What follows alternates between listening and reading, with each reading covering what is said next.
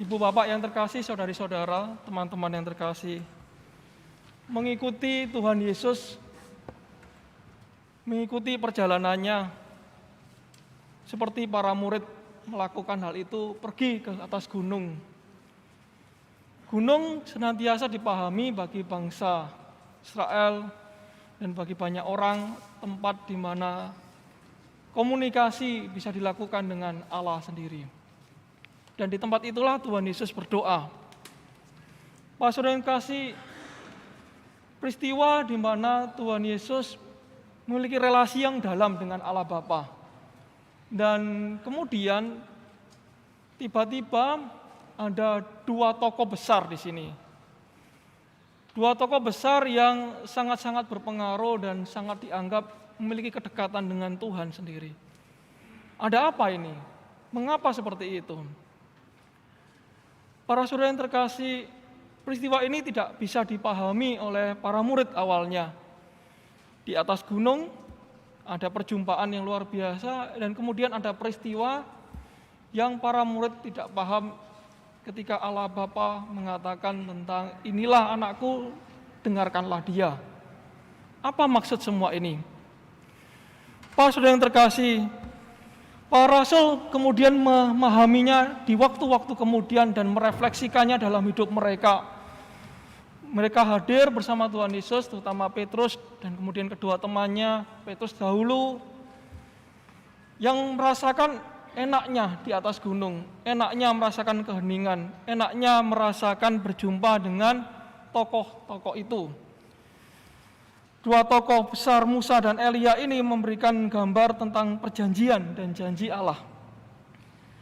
Dan ketika itu juga Petrus membayangkan bahwa ya lebih baik di sini saja gitu.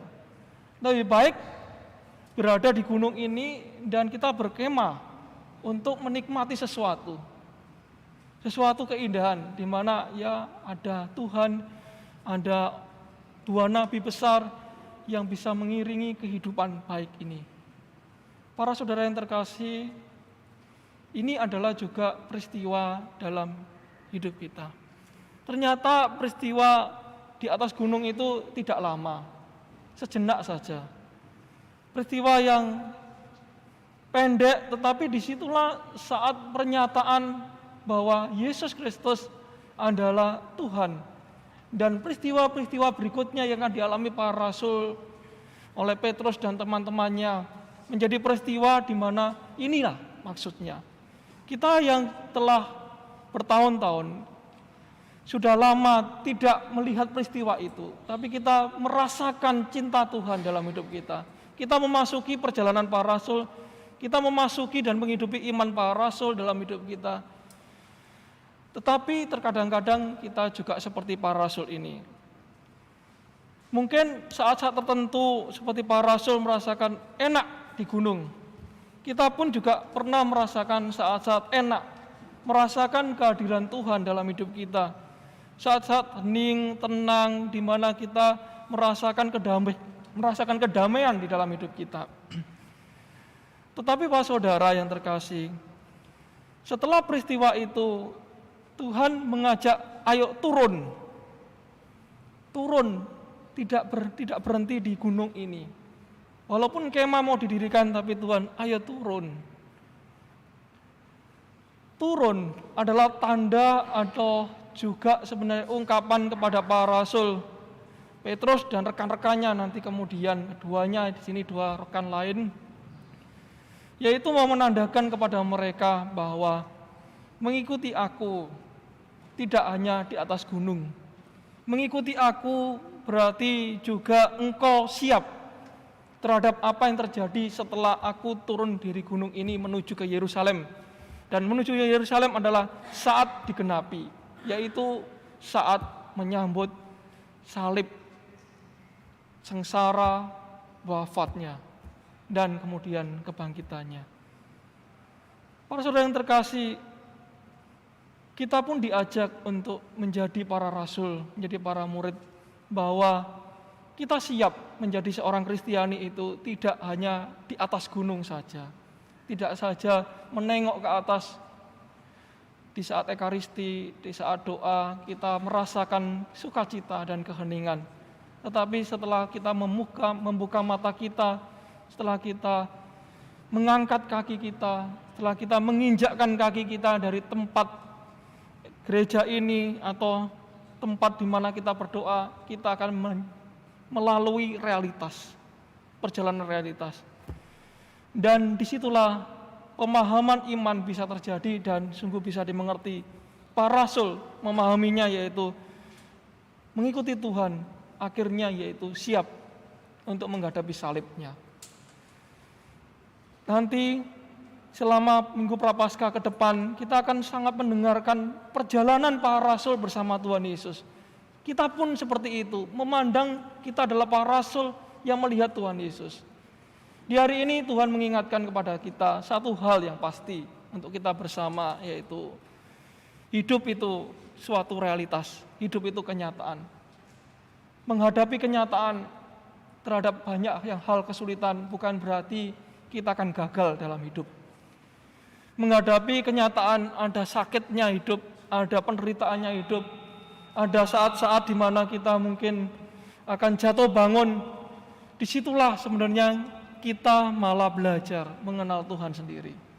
Anda dalam hidup sehari-hari, Anda merasakan pedasnya, sulitnya, mungkin jahatnya. Anda akan mengatakan jahatnya kehidupan ini, jahatnya dunia ini, beratnya ketemu dengan orang, ketemu dengan pimpinan, ketemu dengan sesama yang menyakitkan. Di rumah kadang-kadang juga seperti itu.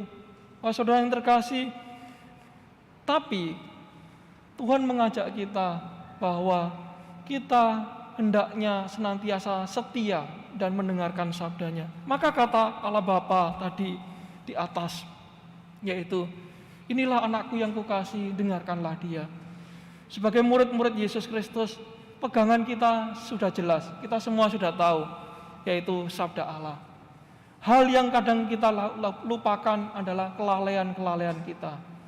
Bukan kita tidak mengerti bahwa Tuhan itu menyelamatkan kita. Kita tidak pernah tidak mengerti sebenarnya. Kita sudah jelas. Kita memasuki, menyambut ekaristi setiap hari Minggu, menyambutnya, mencintai Tuhan. Tapi yang seringkali terjadi adalah kita lalai. Kelalaian itu adalah ungkapan juga nanti ketika Tuhan Yesus jatuh bolak-balik. Ketika kita merenungkan jalan salib, devosi jalan salib, kita mendengarkan 3 kali Tuhan Yesus jatuh. Sebenarnya jatuhnya Tuhan Yesus 3 kali mau mengungkapkan bahwa jatuh itu akan terus berlanjut dalam hidup kita. Tapi beranikah kita kemudian berdiri lagi tegak, masuk dan kemudian merasakan kasih Allah dan bangkit bersama Yesus. Itulah yang mau dikatakan. Para saudara yang kasih, di masa Prapaskah yang indah ini, masa yang penuh sukacita, masa yang penuh sungguh-sungguh mau membuka hidup kita kembali, bahwa mengikuti Tuhan Yesus adalah hal yang menyenangkan, hal yang sungguh indah.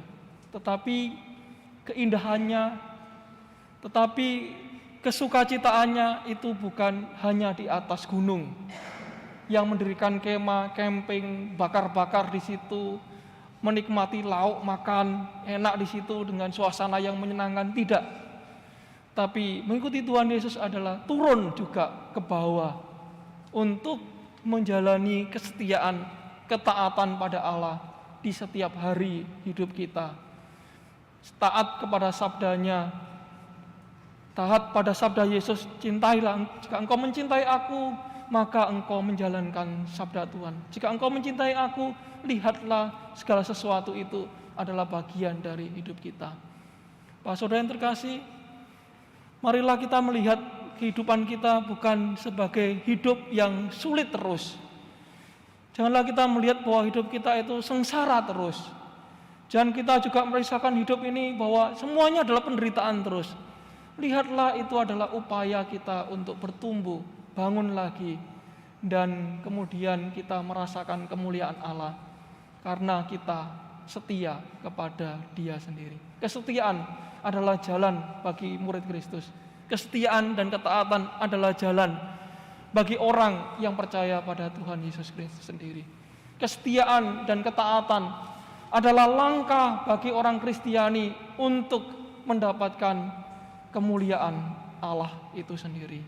Maka jangan pernah takut, jangan pernah merasa sendiri, jangan pernah merasa aku sengsara terus, tapi percayalah bahwa ini semua adalah jalan untuk bisa menyambut kemuliaan, dan kita akan mendengarkan kata-kata Tuhan Yesus dalam hidup kita dan mengamini apa yang dikatakan oleh Allah Bapa itu. Inilah putraku yang terkasih, dengarkanlah dia.